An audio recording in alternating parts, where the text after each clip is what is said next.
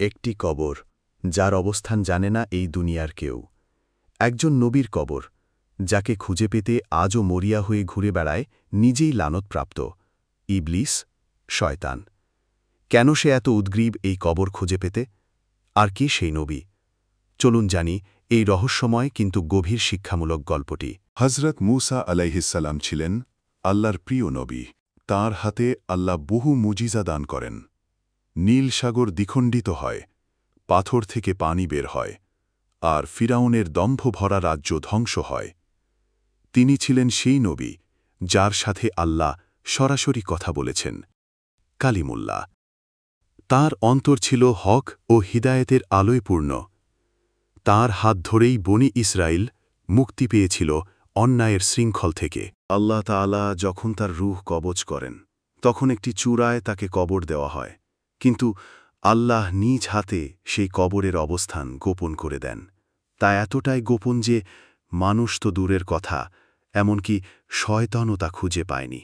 রসূলুল্লাহ সাল্লাল্লাহু আলাইহি ওয়াসাল্লাম বলেন, আল্লাহ মুসা আলাইহি ওয়াসাল্লামের কবর গোপন রেখেছেন যাতে কেউ তা উপাসনার স্থান বানাতে না পারে। সাহি মুসলিম। এখানে আসে গল্পের সবচেয়ে উদ্ভূত অংশ। শয়তান আজও ক্ষুব্ধ।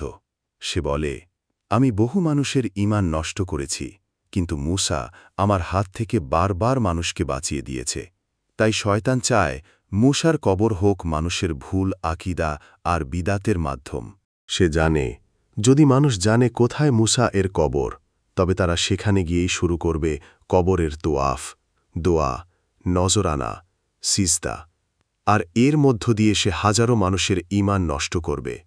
কিন্তু আল্লাহ তাআলা এই চতুর জিনকে থামিয়ে দিয়েছেন। আজও সে কেবল ঘুরে বেড়ায়, নিরাশা আর জ্বালায় পুড়ে পুড়ে। এই গল্প থেকে আমাদের জন্য 5টি গুরুত্বপূর্ণ শিক্ষা। 1. কবর পূজা হারাম। ইসলামে কবরকে উপাসনার স্থান বানানো সম্পূর্ণ নিষিদ্ধ। 2. আল্লাহর হিকমত অনন্ত। যা আমরা বুঝি না, তাতেও থাকে আল্লাহর রহমত। মুসা আলাইহিসসালামের মর্যাদা অসাধারণ। আল্লাহ নিজে তার কবর রক্ষা করেছেন। 4. শয়তান কেবল হারানো ঈমান চায়। সে সবসময় নতুন নতুন ফাঁদে ফেলার চেষ্টা করে। 5. আমাদের আকীদা সঠিক রাখতে হবে। কোনো দরগা, কবর বা পাথরে নয়, শুধু আল্লাহর কাছে ইবাদত, দোয়া, চাওয়া। ভাই ও বোনেরা, মুসা আলাইহির কবর আল্লাহর এক গোপন রহস্য। তার মর্যাদা এতই উঁচু যে আল্লাহ তাকে দুনিয়ায় থেকেও শয়তানের হাত থেকে বাঁচিয়ে রেখেছেন।